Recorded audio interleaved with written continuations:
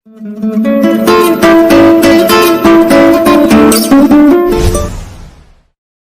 sana waktu itu misalnya karena Nabi lahirnya di Jazirah Arab ya di sana itu yang berlaku bukan hukum waris yang seperti kita kenal hukum waris Islam sekarang karena pada masa itu istri ayah pun bisa jadi harta waris.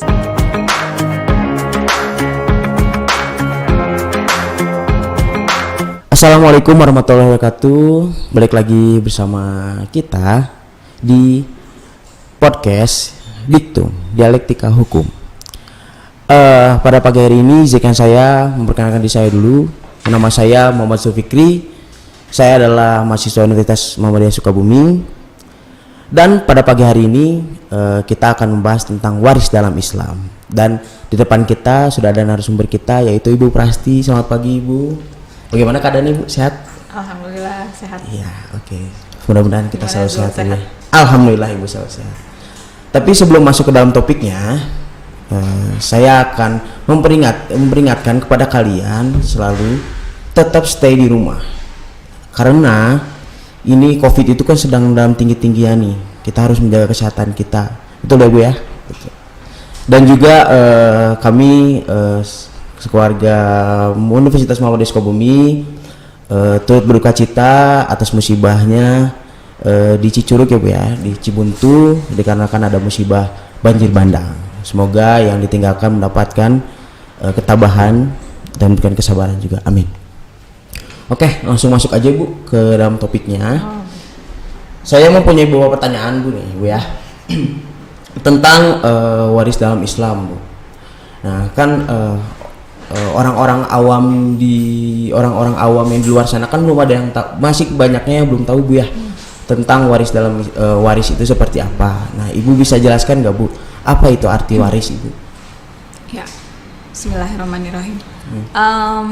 Apa arti waris? Di Islam istilah waris ini berhubungan dengan pembagian harta apabila terjadi kematian. Nah, di dalam hukum Islam itu pembagian warisnya biasa disebut dengan faraid. Faraid itu bentuk jamak ya dari faridah artinya bagian. Jadi ilmu faraid atau ilmu waris Islam itu adalah ilmu tentang pembagian ya, pembagian harta pusaka atau harta peninggalan setelah terjadinya kematian. Nah, di dalam pembagian ini ada aturannya yang harus diikuti gitu. Jadi tidak bisa seenaknya saja gitu. Tidak bisa sembarangan saya mau ngasih kepada yang masih hidup ini, misalnya seseorang meninggal, kemudian dia sudah menuliskan banyak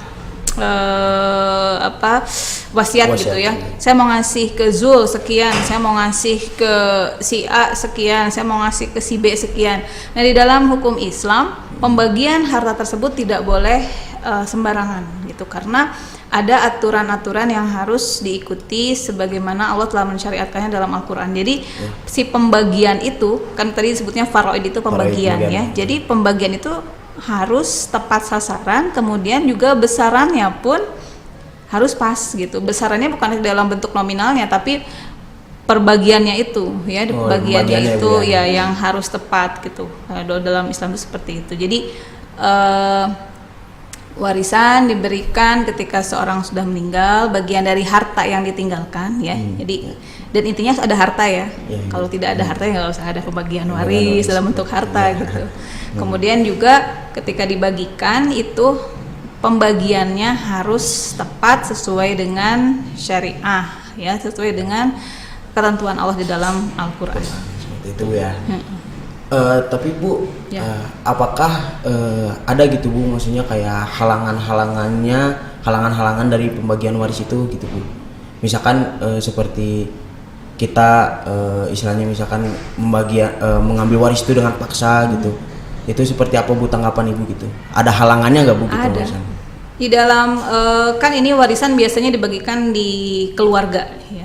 Tetapi tentu ada hal-hal yang membuat seseorang tidak bisa dapat warisan. Misalnya ini satu keluarga nih. Kemudian salah seorang di antara anggota keluarga ini, keluarga inti yang seharusnya mendapat waris, itu ada salah seorang yang kemudian pindah agama misalnya. Oh, pindah agama Ya, jadi kalau si A ini pindah agama, maka otomatis dia akan tercoret dari bagian waris, Warisan. gitu. Jadi kalau misalnya ini ayahnya Islam, ibunya Islam, anaknya semuanya Islam, tapi tiba-tiba misalnya satu anak kemudian pindah agama. Nah, ketika misalnya salah seorang dari ayah atau ibunya meninggal, maka anak ini yang tadi pindah agama dia akan terhalang untuk mendapatkan warisan. Jadi tidak akan mendapatkan Tidak akan warisan dapat dari waris. keluarganya. Ya. Gitu. Kemudian yang kedua, kalau misalnya untuk mendapatkan warisan ini orang ini melakukan pembunuhan, Ya. ya. Oh, ini mah kayak agak sinetron, enggak juga ya. Jadi ada juga gitu keadaannya bahwa seseorang merencanakan satu pembunuhan, kemudian dengan tujuan supaya si pemilik harta meninggal dan nanti hartanya jatuh ke tangan Dan dia, dia, gitu. karena dia ahli waris gitu.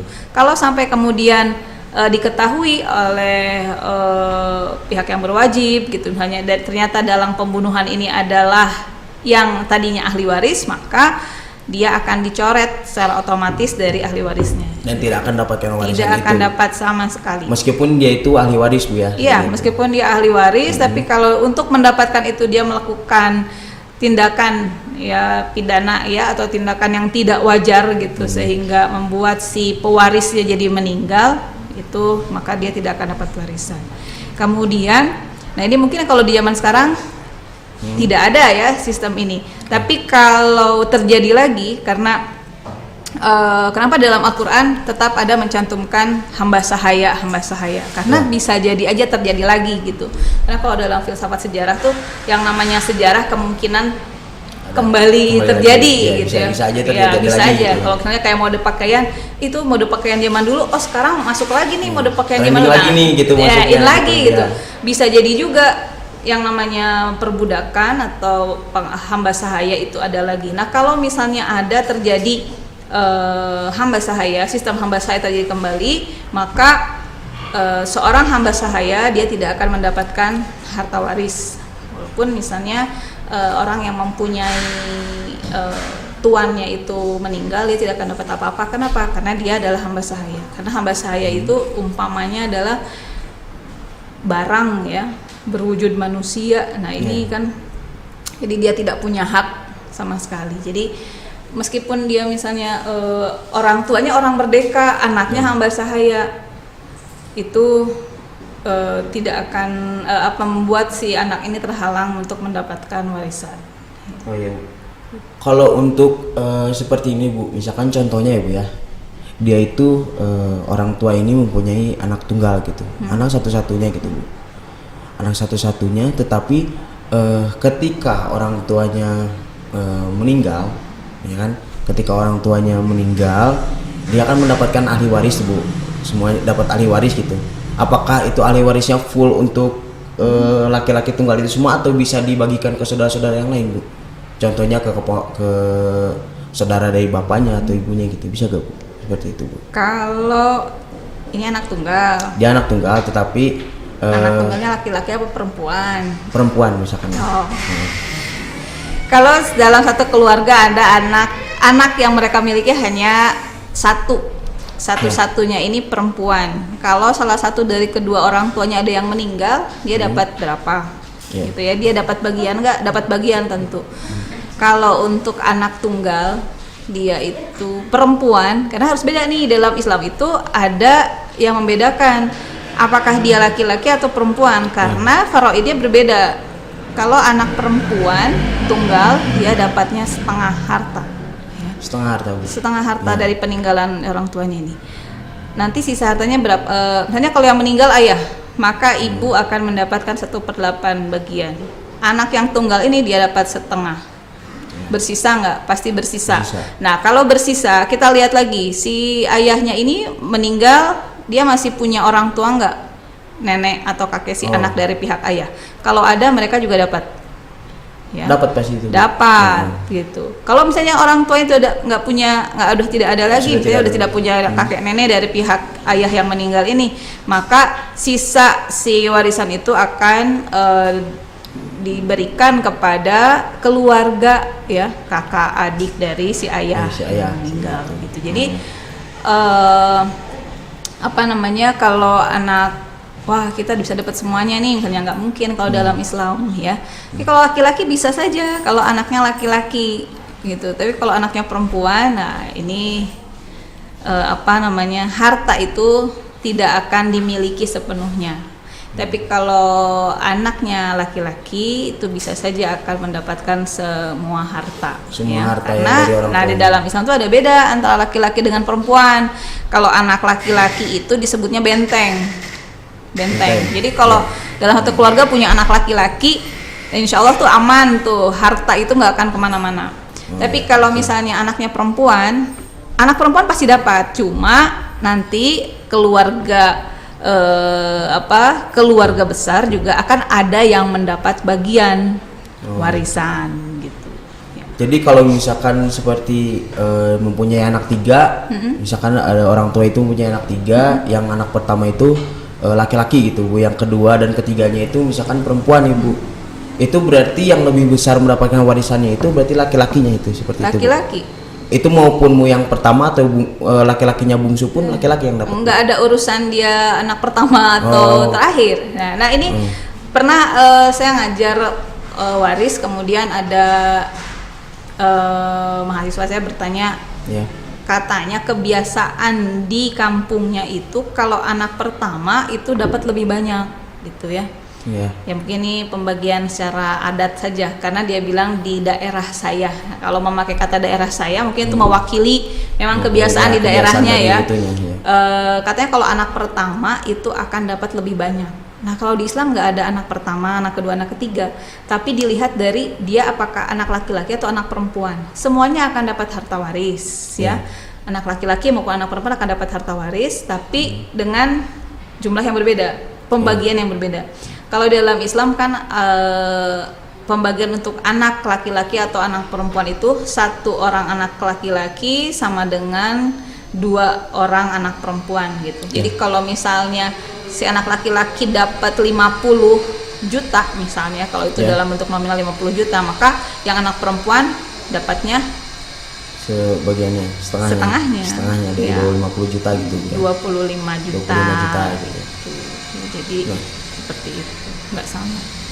Terus Bu, ini kan banyak juga nih yang pengen tahu juga gitu Bu, karena kan kita tahu banyak kasus yang kayak misalkan kayak pembagian waris itu nyampe ribut gitu Bu, meskipun itu udah menyampaikan dari hukum maupun Islam gitu.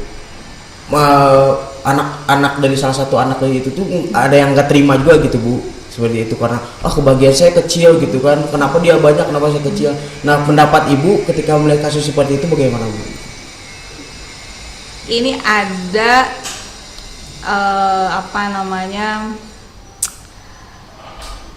tidak tersampainya ilmu dari orang tua. Jadi kalau misalnya terjadi nih di dalam satu keluarga, ketika salah seorang, misalnya yang mewariskannya ayah atau ibu nih ya, ada yang meninggal ayah atau ibu, kemudian harta itu jadi bahan cekcok, kayak perselisihan di antara anak-anaknya kan, tadi contohnya kayak gitu. Itu yang mesti diperhatikan apa? Ada yang salah dari sistem pendidikan orang tua kepada anak tentang ilmu agama, terkhusus tentang ilmu warisnya. Nah, harusnya di dalam Islam itu yang namanya pendidikan agama itu dimulai dari rumah. Termasuk juga pendidikan tentang waris.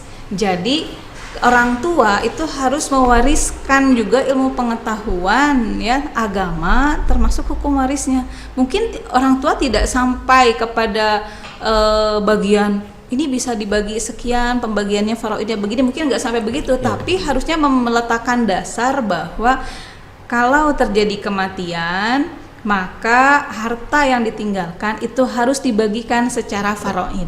Nah, dasar itu harusnya diberikan.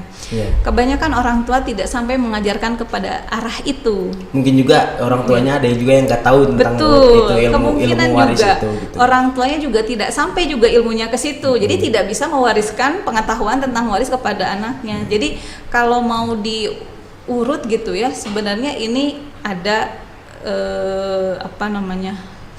kesalahan ya dalam pola pendidikan. Karena kalau dalam Islam kan ilmu itu semuanya harus awalnya dari rumah.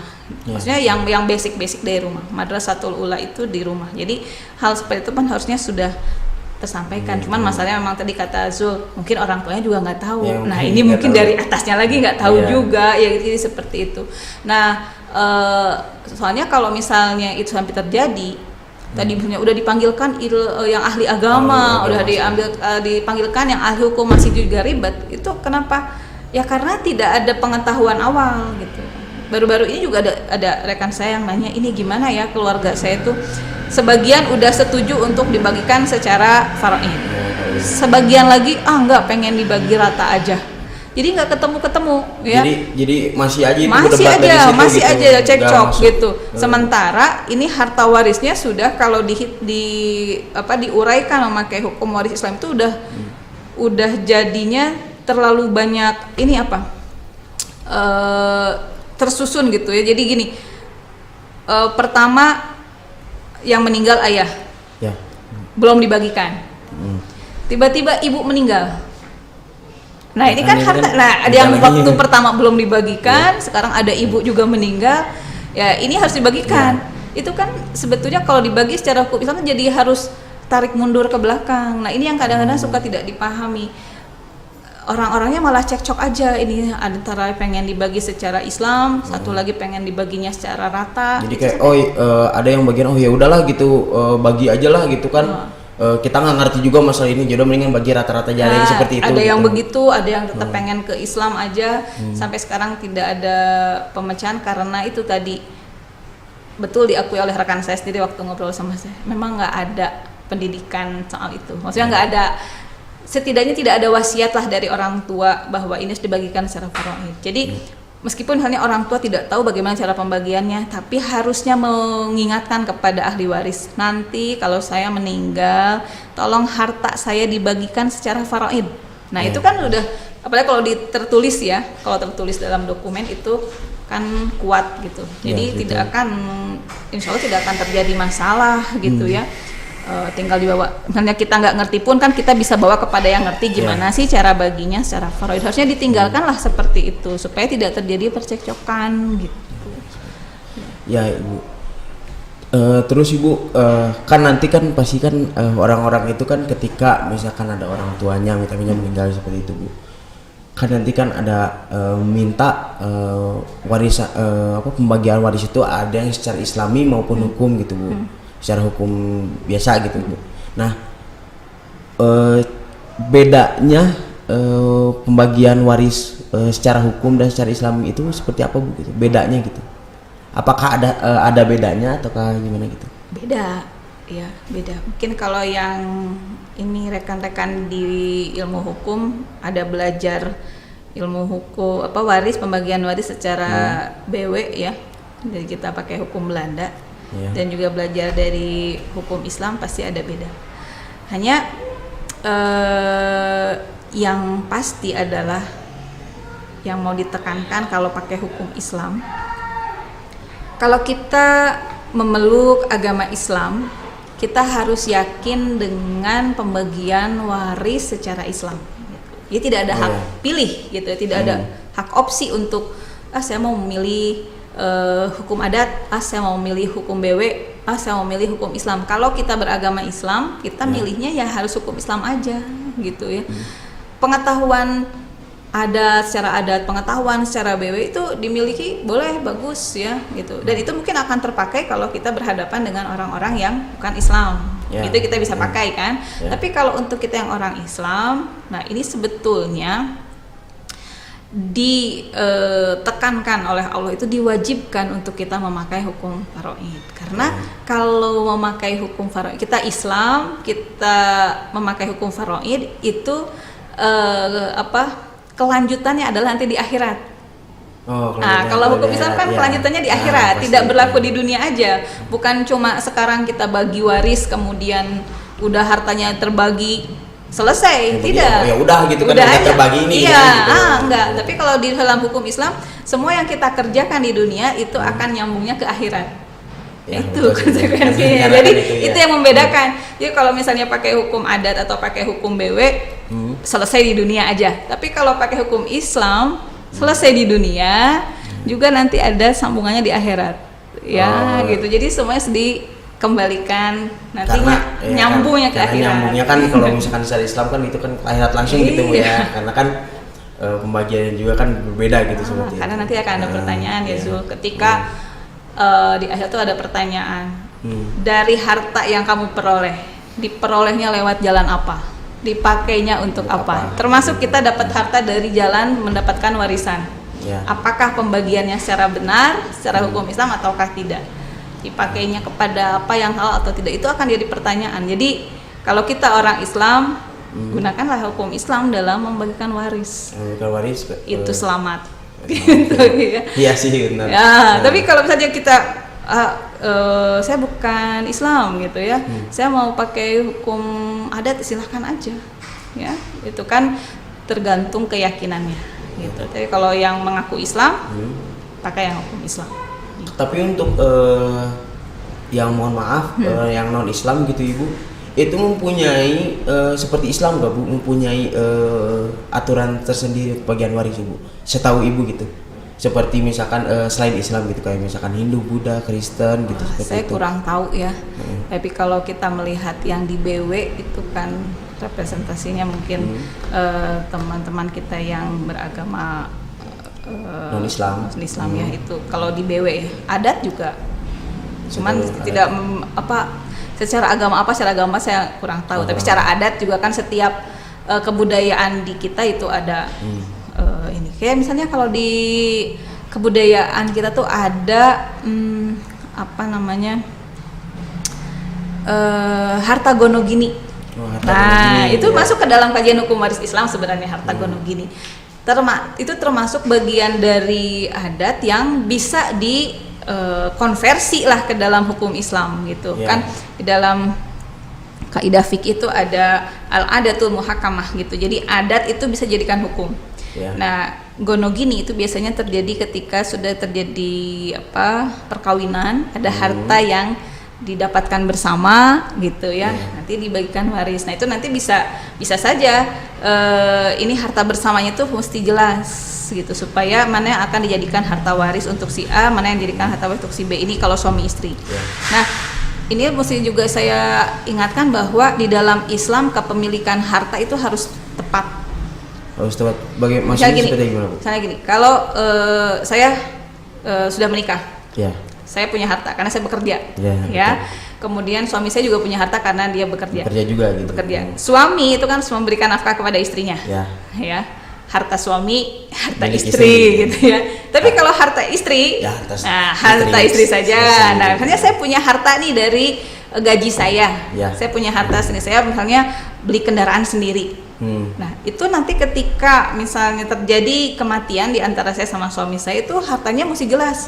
Misalnya meninggal saya, itu mesti dirunut dulu harta saya yang mana aja. Oh, harus ditulis dulu gitu Bu. Harus dijelasin dulu. Misalnya gitu, saya tadi beli kendaraan sendiri, itu harta saya.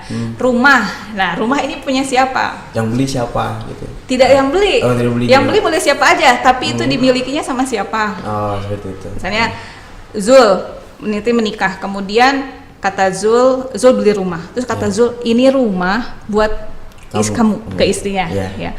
Nah, itu dalam Islam sudah jadi milik istrinya. Oh, udah saya itu punya istrinya. Iya. Mau secara dokumennya misalnya namanya atas Zul. Kalau Zul bilang ini rumah buat kamu, itu harta istri. Jadi nanti ketika misalnya Zul yang meninggal nih, contoh ya, itu rumah nggak bisa dijadikan harta waris dari Zul, mesti harta yang lain.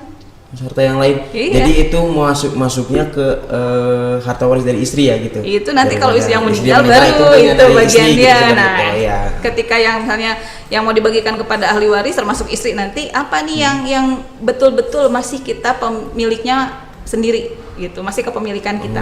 Gitu. Misalnya punya mobil, itu mah memang atas nama sendiri gitu, tapi yang dipakai keluarga, cuman itu tidak diberikan kepada istri gitu, tidak ini mah buat kamu, enggak, ini mah punya saya gitu. Nah itu nanti di-list harus begitu supaya tidak terjadi percampuran.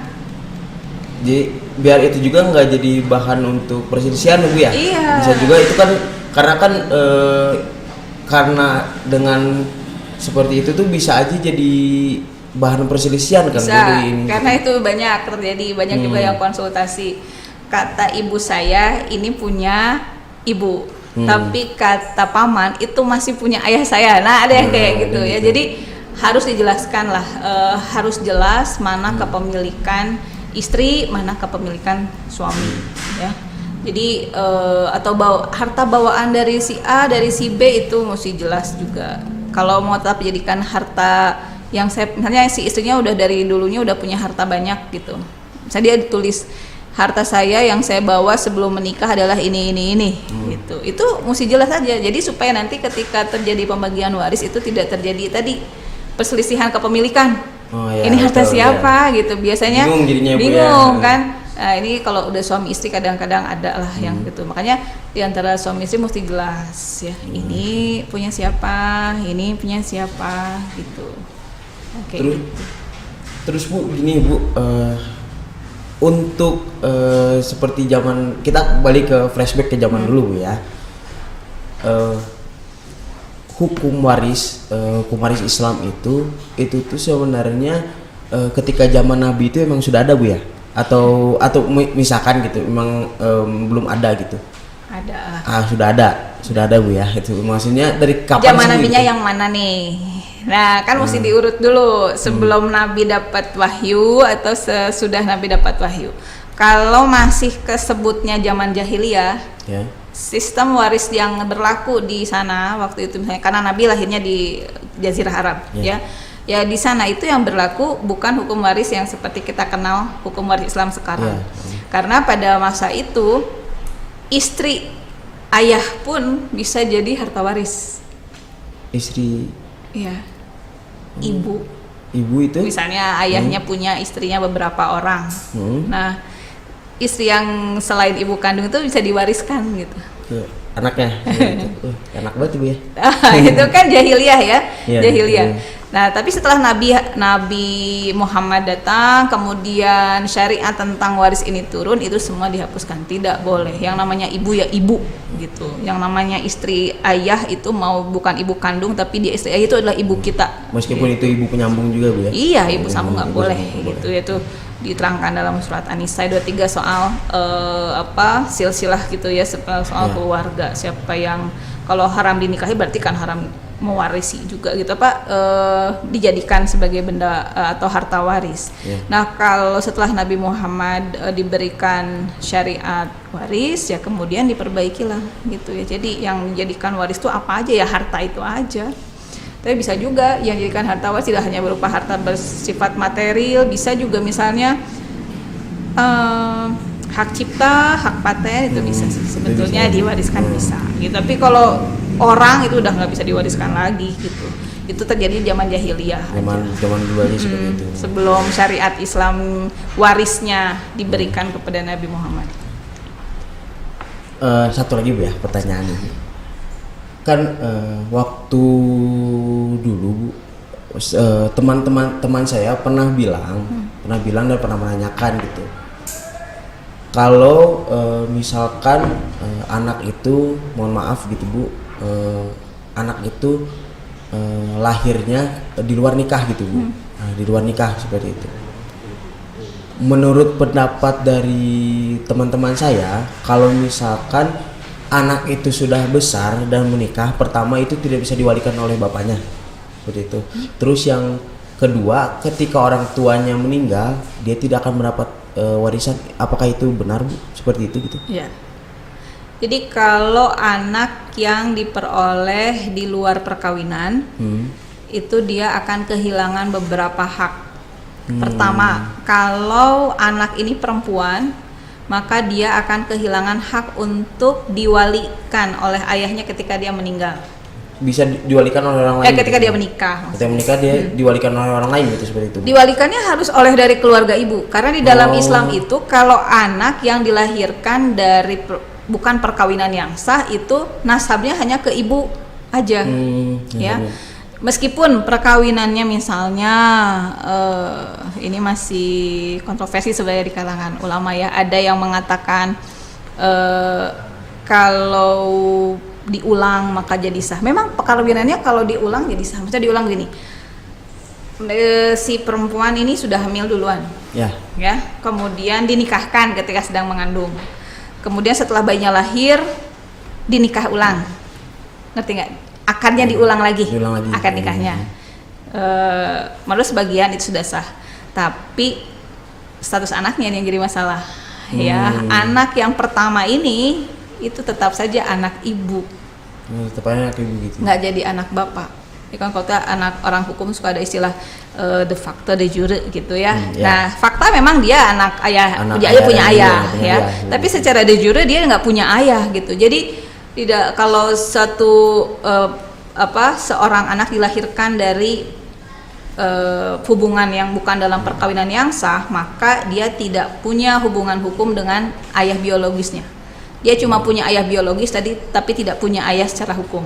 Sehingga ketika dia nanti misalnya yang ini, kalau misalnya anak perempuan, kalau anak laki-laki tidak begitu bermasalah ketika perkawinan karena dia bawa diri sendiri. Tapi kalau anak perempuan dia harus pakai wali. Nah, dia nggak bisa pakai wali ayah biologis. Dia pakai walinya harus dari pihak ibu, keluarga ibunya, ibu manapun. Keluarga ibu, kakek, uwa, paman gitu ya. Yang penting dari keluarga ibunya. Dari keluarga ibunya. Kemudian warisan, dia juga tidak akan dapat waris kecuali dari ibunya saja. Misalnya ayah biologisnya meninggal. Ya. Secara biologis mereka memang ayah dan anak. Ya, tapi ayah anak ini tidak akan saling mewarisi. Kenapa? Karena bukan dari perkawinan yang sah. Jadi untuk harta dari ayahnya itu dibagikan berarti ke keluarganya, ahli waris dari keluarga ayah aja gitu. Iya. Jadi anaknya nggak dapat, cuma dapat dari ini aja Bu ya, dari ibunya aja gitu. Oh, seperti itu. Kalau misalnya pun nanti nikahnya ulang juga tetap aja yang dapat cuma istrinya barangkali ya. Tapi anak yang pertama ini nih yang kasihan, dia nggak dapat apa-apa. Iya sebentar. Ya, jadi nah itulah kenapa di dalam Islam itu ada hifdzu nafs ya, hifdzu nasl, penjagaan kepada keturunan. Kenapa ada syariat perkawinan? Itu supaya melindungi yang tadi. Kalau syariat perkawinan tidak ada, itu kan tidak terlindungi. Tapi dengan adanya syariat perkawinan, maka keturunan akan terlindungi. Dia punya secara hukum tadi orang tua. Kemudian ketika terjadi kematian misalnya dari orang tuanya, dia akan menjadi ahli waris yang sah. Gitu. Jadi semuanya link gitu kalau dalam Islam itu ya. Kenapa ada perkawinan, nanti nyambungnya sama warisan gitu. Jadi apapun juga kita harus ini ya Bu ya, meskipun ingin punya anak harus tetap di dalam perkawinan yang sah seperti itu. Iya. Karena kan ada yang nafsu gitu Bu, seperti itu kan, ada yang tidak bisa menahan nafsunya gitu, seperti itu gitu ya. Puasa. Iya sebetulnya. Kalau di dalam Islam kan kata Nabi, kalau kamu tidak bisa nahan nafsu, saum gitu supaya. Dengar ya kalian ya. Bukan menjudge, tetapi kita bisa meluruskan itu seperti itu agar kalian tuh puasa lah seperti itu, oke? Yang untuk kalian yang jangan tersinggung nih, nyantai aja kan. Ya, udah baik Bu, itu mungkin itu saja yang bisa saya tanyakan seperti itu. Mudah-mudahan orang-orang yang di luar sana yang mungkin belum tahu tentang waris itu seperti apa dan sudah dijelaskan oleh Ibu juga, mudah-mudahan orang-orang di luar sana bisa mengerti Bu ya. Terima kasih Ibu sudah bisa menyempatkan pada pagi hari ini, sudah bisa datang ke podcast kita. Mudah-mudahan ya menjadi bermanfaat gitu. Mudah-mudahan ada manfaatnya. Ya pasti. Mungkin pesan-pesan Ibu seperti apa Ibu untuk masyarakat-masyarakat yang sedang menonton kita ini? Pesan saya mungkin sesuai dengan di dalam hadis dikatakan bahwa pelajarilah ilmu faraid, karena ilmu faraid ini adalah salah satu ilmu yang akan lebih dahulu diangkat sebelum terjadinya kiamat. Jadi di dalam ilmu faraid ini adalah Allah yang memberikannya kepada kita, mensyariatnya kepada kita dalam Al-Quran, dan kita sebagai umat Islam, kalau kita mengaku Islam, dalam pembagian waris hendaknya kita mengikuti apa yang telah Allah tetapkan, yaitu dengan ilmu waris. Karena tadi nanti akan tiba masanya di mana orang-orang itu sudah semakin abai ya, sudah semakin tidak mempedulikan pembagian waris secara Islam. Nah, kalau sampai itu terjadi, itu adalah tanda-tanda menjelang kiamat. Jadi kalau kita sekarang masih aware dengan saya mau belajar ilmu waris, saya mau mengetahui ilmu waris, saya mau mempraktekkan ilmu waris, ya mungkin ya hadis tersebut belum akan terjadi sekarang. Karena dalam hadisnya begitu. Dalam hadisnya seperti itu ya. Menjelang kiamat, ilmu yang akan pertama kali diangkat adalah ilmu waris. Kenapa? Karena tidak ada yang bisa mengajarkannya lagi, tidak ada yang bisa mentransferkan ilmunya lagi. Nah, kita nggak tahu kan kiamat itu, wallahu a'lam. Coba sekarang kita belajar, kita praktekkan. Mungkin hadis tadi belum akan segera terjadi, gitu. Amin. Mungkin masih ada waktu untuk kita, gitu. Jadi dan tadi seperti saya bilang bahwa kalau kita memakai hukum waris Islam, maka di akhirat nanti kita bisa bertanggung jawab dengan apa yang kita kerjakan di dunia. Karena apapun yang kita kerjakan, kalau ini kita sebagai orang Islam, itu selalu ada tanggung jawabnya kepada akhirat. Gitu. Nanti akan kita lihat di situ. Barangkali gitu aja. Semoga pesan-pesan Ibu nanti bisa dipraktekkan ya Bu ya, oleh teman-teman yang ada di sana. Ya, sekali lagi terima kasih Ibu. Oke, itu dia podcast pada hari ini. Mudah-mudahan kalian bisa paham dan bisa mempraktekannya di rumah. Oke. Jangan lupa untuk like kalau kalian suka dengan video ini. Mudah-mudahan kalian suka ya dengan video kita ini. Kalau misalkan kalian tidak suka, ya tidak apa-apa. Itu kan, tapi jangan di-dislike. Itu kan ya. Tapi mudah-mudahan nggak ada dislike ya. Betul Ibu. Mudah-mudahan nggak ada dislike juga nih. Terus komen nih, apalagi yang pengen kalian bikin, kalian pengen podcast tentang bagaimana atau podcast apalagi, membahas apalagi gitu. Tulis aja di komen di bawah, oke? Terus share juga ke teman-teman kalian agar teman-teman kalian juga pada tahu podcast kita juga nih, karena podcast kita pasti seru-seru, tenang aja. Terus jangan lupa subscribe dan pencet tombol lonceng yang ada di pinggir subscribe itu, biar kalian gak ketinggalan notifikasi dari video-video kita. Oke, terima kasih. Wassalamualaikum warahmatullahi wabarakatuh. Bye.